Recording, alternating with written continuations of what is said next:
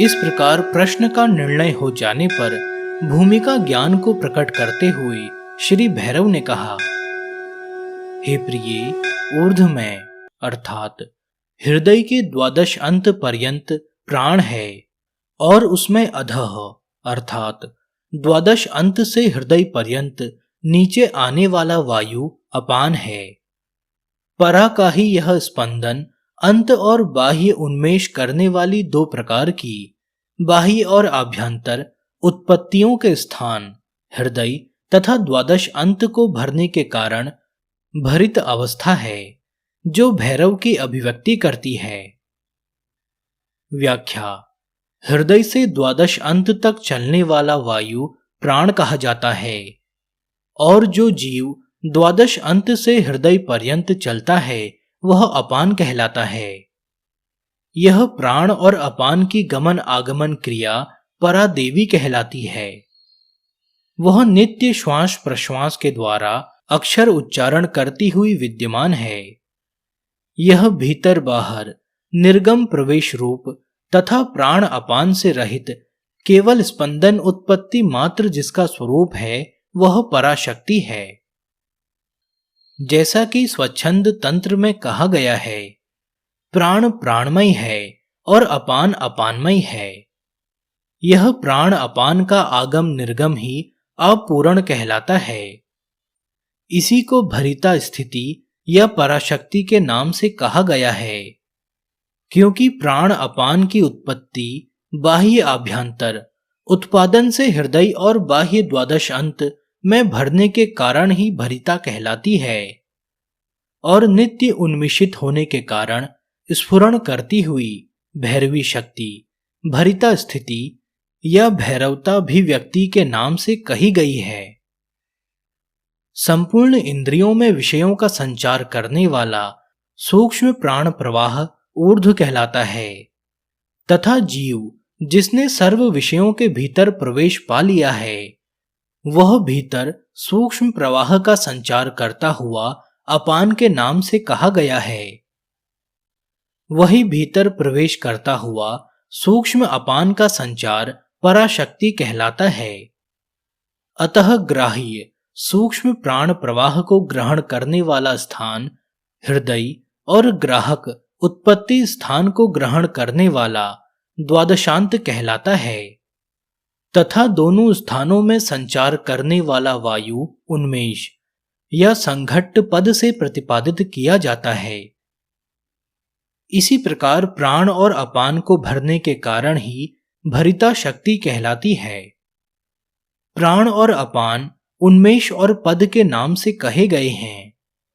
अतः समग्र वाचक वर्णों के भीतर अनुप्राणित होने वाला आकार ऊर्ध्व कहलाता है और अंतिम वर्ण अर्थात सकार या शांत मातृकागत वर्ण समुदाय अधः कहलाता है। इस प्रकार आकार से सकार तक और सकार से आकार तक गमन आगम शक्ति जिसके अंत में हकार दिखलाया गया है तथा जो कलनात्मा नाद रूप है परा कहलाती है। वह मातृका चक्र के क्रम से वाच्य और वाचक के अंतर्गत संपूर्ण जगत में संचार करती है, जो अपने तेज से भेदक पदों को दबाकर उन्मिषित होती है। इसीलिए दोनों उत्पत्ति के स्थान आकार और हकार का विचार करने पर शिव और शक्ति का संघटन हृदय और द्वादशांत के भीतर जो निरंतर होता है भरिता शक्ति या पराशक्ति कहलाती है। अथवा उत्कृष्ट होने के कारण और सारे संसार में प्राण शक्ति का संचार करने के कारण इच्छा ज्ञान और क्रिया का प्रसार ऊर्ध्व कहलाता है तथा विमर्श शक्ति के कारण निकृष्ट अर्थात इच्छा करने योग्य ज्ञेय रूप कार्यात्मा जीव है। वह सोमरूप होने के कारण संसार के प्राणियों की जीवित स्थिति का कारण है, वही अधः कहलाता है। इसी प्रकार शक्ति त्रयात्मा परा अपरा और परापरा के रूप में भगवान की तीनों शक्तियां ही भरिता कही जाती हैं। ये उत्कृष्ट होने के कारण स्फुरणा रूप से संपूर्ण विश्व में फैलती हुई ईश्वर की उत्पत्ति के समय में उन्मेष और स्थिति के समय में पद शब्द से प्रतिपादित की गई हैं। इस प्रकार प्रकाश्य और प्रकाशक रूप से संघटात्मक स्थान, हृदय और द्वादशांत, प्रमाण और प्रमात्र से परिपूर्ण करने के कारण यह पराशक्ति के नाम से तुर्यावस्था के आनंद से प्लावित होने के कारण भरिता स्थिति कही गई है। जैसा कि शिव सूत्र में भी कहा गया है, परा अपरा और परापरा शक्ति से अभिन्न जैसे तिल में तेल रहता है, उसी प्रकार इस त्रिशक्ति में व्याप्त रहने वाली चतुर्थ शक्ति तुर्या, जो केवल आनंदमयी है, ही भरिता शक्ति है और उसी को पराशक्ति कहते हैं। और भी ऊर्ध्व शब्द से माया पर्यंत चलने का मार्ग प्राण कहलाता है। वह शुद्ध अशुद्ध अधव में व्याप्त होकर शिव शक्ति के रूप में संचार करता है, जिसे ऊर्ध्व कहते हैं। माइक तत्व समुदाय को ग्रहण कर लेने के कारण जीव नर शब्द से वाच्य होकर अभिमुख आता है।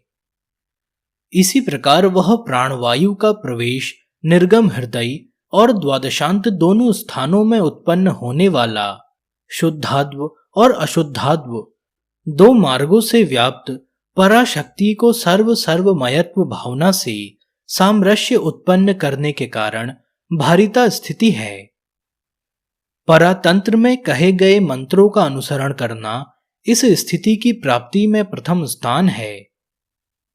अथवा अनुत्तरा कुलात्मा चित्त धाम में स्वयं उन्मिषित होने वाला हकार ऊर्ध्व है और सकार विसर्ग स्वरूप विसर्जनी से अनुप्राणित अधः अर्थात जीव स्वरूप है। यह हानोपादान रूप हंसी ही परादेवी है। इसीलिए अहम सह, मैं वही हूं।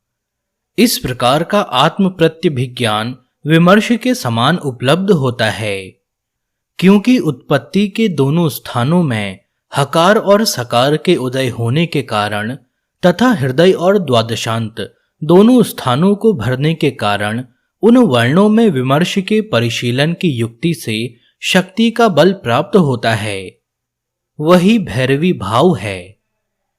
इस प्रकार इस कारिका की पहली व दूसरी व्याख्याओं के अनुसार अविकल्प स्वरूप परिशीलनात्मक शांभव आदेश किया गया है। चौथी और पांचवी व्याख्याओं में संपूर्ण मैं हूं ऐसा सर्वव्यापक भावनात्मक शुद्ध विकल्प विमर्श स्वरूप शाक्त भाव बतलाया गया है।